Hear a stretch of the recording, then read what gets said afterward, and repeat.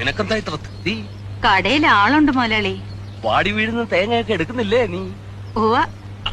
അത് നീ കണക്ക് വയ്ക്കാനൊന്നും നിക്കണ്ട. സണ്ണിച്ചനോട് പറയുകയും വേണ്ട. അത് നിനക്കെന്റെ ഫ്രീ. തീർവായിട്ടും ആ പുരേ തന്നെ നീ താമസിച്ചോളാൻ പറഞ്ഞത്. ചില മനക്കണക്കുകളൊക്കെ കൂട്ടിയിട്ടാ. അതെനിക്കറിയാം. പിന്നെ നീ ഇതുവരെ എന്നെ ഒന്നും വിളിക്കാഞ്ഞെന്താ? വിളിക്കാന്നേ. ഓ, ഇത് പറഞ്ഞു തുടങ്ങിയിട്ട് കൊല്ലം 3-4 ആ വഞ്ചിക്കാരൻ മാപ്പിളെ പോലെ നിന്നെ ഞാൻ ചതിച്ചിട്ട് പോയൊന്നുമില്ല. നിനക്ക് ജീവിക്കാനുള്ള വക ഞാൻ തരും. എന്നാ മുതലാളി എന്നെ അങ്ങ് കല്യാണം കഴിച്ചോ? അല്ല, അതെന്തിനാടി? നമുക്ക് രഹസ്യമായിട്ട് അങ്ങ് നീങ്ങിയാ പോലെ. അതാ മുതലാളി കുഴപ്പം.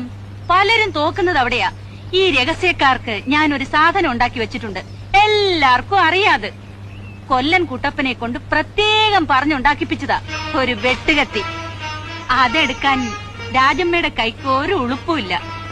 ജയിലിലും ഇപ്പൊ 2 നേരം ചോറാന്നാ പറയുന്നേ. പിന്നെ രാജമ്മയ്ക്ക്